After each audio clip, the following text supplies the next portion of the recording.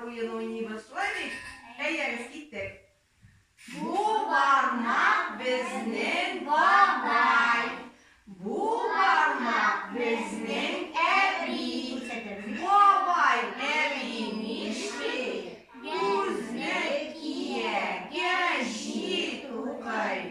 Bu parmak bizning eti. Eti eşeği. Bu parmak bizning